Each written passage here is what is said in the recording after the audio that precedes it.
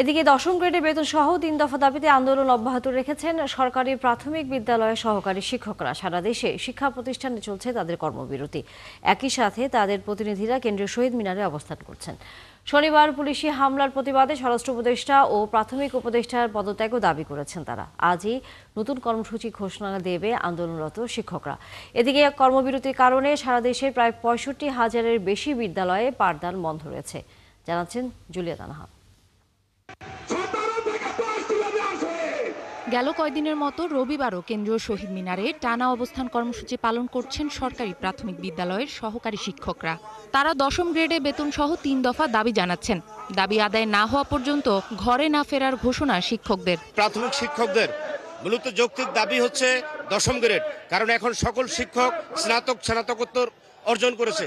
সেই ক্ষেত্রে আমরা দেখেছি আমাদের সম্ভাবনা অথবা পাশাপাশি যে ডিপার্টমেন্টগুলো আছে তারা প্রত্যেকে ১৩তম অথবা ১৫-১৬ থেকেও তারা দশম গ্রেড পাচ্ছে, তাহলে আমরা কেন পাবো না? লাগাতার কর্মবিরতিতে আমরা যাচ্ছি, সেখানে কোনো তালা প্রয়োজন আমরা তালা দেওয়ার কর্মসূচিতেও পরবর্তীতে বুঝতে পারি আর কি। আমাদের এই জীবনযাত্রার মান ব্যয়, আমাদের সামাজিক মর্যাদার খুবই কম। আমরা কোনো কর্মচারী হয়ে থাকতে চাই না, তৃতীয় শ্রেণীর কোনো কর্মচারী চাই না। শনিবার শাহবাগে আন্দোলনকারীদের উপর বল প্রয়োগ করে পুলিশ। এ সময় বেশ কয়েকজন আহত হন। শিক্ষকদের দাবি, তাদের বেশ কয়েকজনকে আটক করা হয়েছে, তাদের মুক্তি দিতে হবে।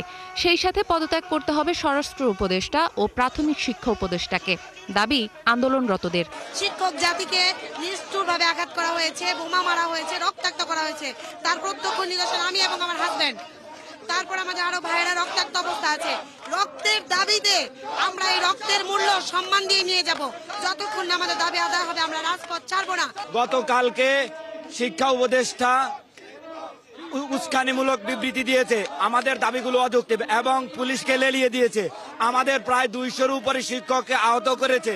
আমাদের উপর যে বর্বরচিত হামলা হয়েছে এর প্রতিবাদে স্বরাষ্ট্র উপদেষ্টার পদত্যাগ চাচ্ছি এবং গতকাল আমরা দুঃখের সাথে বলছি ৭১-এর সূত্র দিয়ে আমাদের প্রাথমিক গণশিক্ষা উপদেষ্টা মহোদয়ের একটা বিবৃতি এসেছে, আমাদের দাবি অযৌক্তিক বলেছেন। এটার তীব্র নিন্দা প্রতিবাদ জানিয়ে উনার প্রাথমিক গণশিক্ষা উপদেষ্টার পদত্যাগ দাবি করছি। সারা দেশের সরকারি প্রাথমিক বিদ্যালয়ের সংখ্যা এখন ৬৫,০০০-এরও বেশি। ৩.৫ লাখের মতো সহকারী শিক্ষক রয়েছেন এই বিদ্যালয়গুলোতে। এই শিক্ষকদের আন্দোলন ও দাবির বিষয়ে সরকারের তরফ থেকে এখনো কোনো চূড়ান্ত সিদ্ধান্ত জানানো হয়নি। দাবি আদায়ে নতুন কর্মসূচির ঘোষণা আসার কথা রয়েছে। জুলিয়া তানহা, ৭১, ঢাকা।